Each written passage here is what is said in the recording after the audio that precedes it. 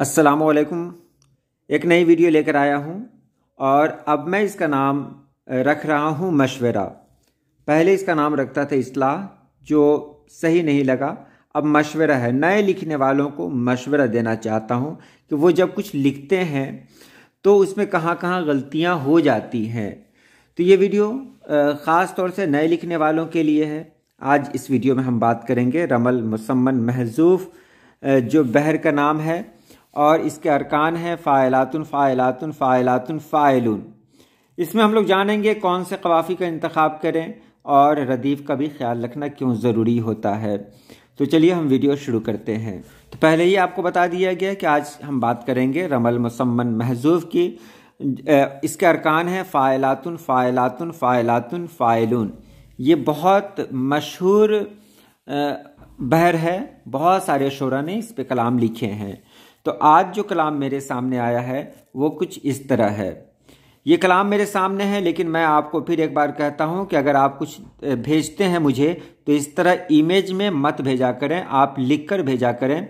Image में अगर आपका कलाम आया तो मैं उसे देखूँगा नहीं, ये मैं पहले बता दे रहा हूँ, क्योंकि इमेज में पढ़ने में भी दुश्वारी होती है और उसे अलग से टाइप किया जाता है। अगर आप इसे टाइप करके भेजते तो सिर्फ उसे एडिट करना होता। तो आप जान लें ये कितने मुश्किल का काम है। तो इस में सबसे पहले हम लोग जानते हैं कि फ़ाइलातुन फ़ाइलातुन फ़ाइलातुन फ़ाइलुन में ये कलाम भेजा गया है और इसमें जो काफ़िया है वो काफ़िया है नमनाक, अफलाक और रदीफ़ है हो। तो यहाँ मैं आपको बताऊँ कि ये जो कवाफ़ी आपने इस्तेमाल किए हैं ये कवाफ़ी नए लिखने वालों के लिए बिल्कुल नहीं है। मैंने पहले ही कहा था ऐसे काफ़िया का इस्तेमाल करें जिससे आप बेहतर ढंग से निभा सकें। और शुरू में तो बहरहाल इस तरह के कवाफ़ी बिल्कुल न लें, क्योंकि इससे निभाना बहुत मुश्किल होता है और यहाँ बहुत सी खामियां रह जाती हैं। बहरहाल हम यहाँ देखते हैं चाक खाक इसका काफ़िया है और यहाँ आपने इस्तेमाल कर लिया है अखलाक भी, जो इसके काफ़िया में नहीं आता है। तो कोई सेहरा हो दश्त हो ना खाक हो, देख रहे हैं पढ़ने में भी दिक्कत हो रही है। न बेशक खाक हो, इश्क करने के लिए ज़रूरी है गिरेबां चाक हो। इसे कुछ इस तरह कर देते तो ये बहर में आ जाता दश्त हो, सेहरा हो, शोला हो या मुश्ते खाक हो, इश्क करने को ज़रूरी है गिरेबां चाक हो। तो खाक और चाक ये काफ़िया है, इस काफ़िया का लिहाज रखना बहरहाल ज़रूरी है। उसके बाद जो आपने शेर कहा है वो है मैं नहीं कहता ये बात कह गए अहले नज़र, आदमी के पास कुछ हो न हो मगर अखलाक हो। अखलाक में जो काफ आप देख रहे हैं वो काफ अलग है और चाक और खाक में जो काफ का इस्तेमाल किया गया है वो अलग है। तो आप देख सकते हैं कि ये काफिया आपका दुरुस्त नहीं हुआ। इसे मैंने सिर्फ तुकबंदी के तौर पर लिखा है यहाँ पर, ताकि आप समझ जाएं। मैं नहीं कहता बुजुर्गों का है ये अनमोल कौल, सादगी अपनाए वो जो वाकई चालाक हो। ये मैंने चालाक काफिया का इस्तेमाल किया क्योंकि इसमें चालाक काफिया आ सकता है, अखलाक बिल्कुल नहीं आ सकता है। कि गिरेबां चाक हो, इश्क करने को ज़रूरी है गिरेबां चाक हो। इसकी तख्ती मैंने इस तरह की फ़ाइलातुन इश्क करने, फ़ाइलातुन को ज़रूरी, फ़ाइलातुन है गिरेबां, फ़ाइलुन खाक हो। काफ़िया और रदीफ़ का जो ध्यान रखेंगे तो वो किस तरह रखेंगे।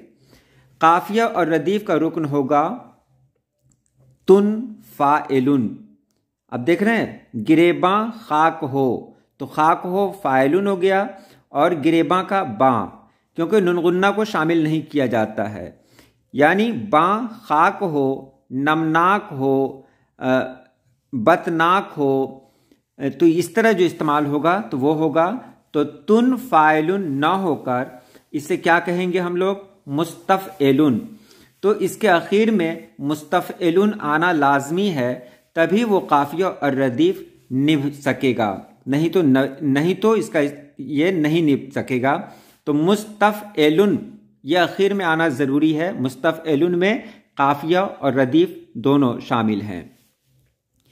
تو یہاں پر پھر الگ سے دیکھیں اسے، مہزور خزان عالیہ ہے گلشن کو میرے، باغباں کہتے ہیں نہ اس پر حال بھی نمناک ہو، اس طرح تھا تو اسے اس طرح کیا۔ پھر سے آئی ہے میرے گلشن میں اب فصل خزاں، باغباں کی ضد ہے منظر اب نہ ہیبت ناک ہو۔ یہ میں نے اپنی طرف سے کہا۔ تو یہاں پر آپ نے دیکھا کہ آپ نے جو قوافی استعمال کیے ہیں، جو قافیہ یہاں استعمال کیے ہیں، اس کو آپ دیکھ لیں، پڑھ کر دیکھ لیں کہ باغباں کہتے ہیں نہ اس پر حل بھی نمناک ہو، کیا یہ جملہ درست ہے؟ آپ پہلے اسے نثر میں ڈھال کر دیکھیں۔ ضروری ہے کہ آپ جو کچھ لکھ رہے ہیں پہلا اور دوسرا مصرع دونوں کو لیں اور دونوں کو آپ نثر میں ڈھال کر دیکھیں۔ اگر نثر میں وہ درست ہے تبھی وہ شعر میں درست ہو سکتا ہے۔ تو میں یہاں کہوں گا کہ اگر آپ دونوں کو دیکھیں گے، نثر میں اگر اس کو ڈھالیں گے تو آپ کو لگے گا کہ یہ نثر میں نہیں ڈھل رہا ہے، نثر میں یہ واضح نہیں ہو رہا ہے کہ آپ کہنا کیا چاہتے ہیں، تو یہ شعر آپ کا درست نہیں ہوگا۔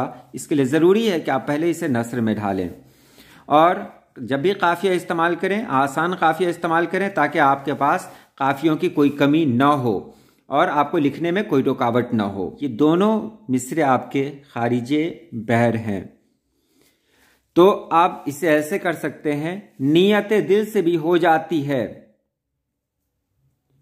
اب ایک چیز چھوٹ رہا ہے آپ کو، وہ ہے فے۔ میں نے یہاں پر کچھ نہیں لکھا، صرف یہ بتانے کے لیے کہ آپ یہاں پر فے وزن میں جو بھی لفظ ہو سکتا ہے وہ آپ یہاں پر لکھیں۔ نیت دل سے بھی ہو جاتی ہے یہ دریا دلی، یہ ضروری تو نہیں وہ صاحب افلاک ہو۔ تو نیت دل سے بھی ہو جاتی ہے فے دریا دلی، یہ ضروری تو نہیں فے صاحب افلاک ہو۔ تو یہاں پر آپ نے کیا کمی کر دی ہے وہ آپ اسے دیکھ سکتے ہیں۔ اور اس کے بعد جو آپ نے ایک مصرع لکھا ہے کہ آل احمد سے وفا جو نہیں کرتا یہاں، باخدا پھر ایسا شخص برباد ہو ہلاک ہو۔ میں نے کہہ دیا کہ ہلاک ہو یہ اس میں قوافی کے روپ میں نہیں آ سکتے ہیں، اس طرح کے الفاظ اس میں ضروری ہے۔ میں نے پہلے ہی کہہ دیا کہ مستفعلن آپ کو لانا ضروری تھا اور ہلاک مستفعلن کے وزن پہ نہیں ہے، تو یہاں پر ہلاک اس کا قافیہ نہیں ہو سکتا ہے۔ مشورہ یہی رہے گا کہ آپ جب بھی قوافی استعمال کریں تو وہ آسان ہو اور اس میں آپ کو ڈھونڈنا نہ پڑے، بہت زیادہ ہوں آپ کے پاس۔ دوسرا مشورہ یہ رہے گا کہ آپ جو کچھ مجھے بھیجتے ہیں وہ 5 اشعار سے زیادہ نہ ہوں۔ تیسرا مشورہ یہ رہے گا کہ آپ ایمیج میں کوئی کلام نہ بھیجیں۔ اور اس کے بعد میں یہی کہوں گا مطالعہ کریں، زیادہ سے زیادہ مطالعہ کریں۔ اساتذہ کرام سے میں گزارش کروں گا کہ آپ بھی میری مدد کریں۔ اس طرح کے جو کلام آتے ہیں میں ان کلام کو آپ کے پاس بھیج دوں گا واٹس ایپ کے ذریعہ، یا جس طرح ہو وہ میں آپ کو بھیج دوں گا اور آپ اس کی اصلاح کر کے مجھے بھیج دیں گے۔ وہ آپ کے شکریہ کے ساتھ میں وہ ویڈیو پوسٹ کروں گا، نام آپ کا رہے گا اور آپ کے شکریہ کے ساتھ وہ ویڈیو پوسٹ کی جائے گی۔ تو آج کے لیے اتنا ہی۔ اللہ پاک آپ سبھی لوگوں کو خوش رکھے، آباد رکھے۔ اللہ حافظ۔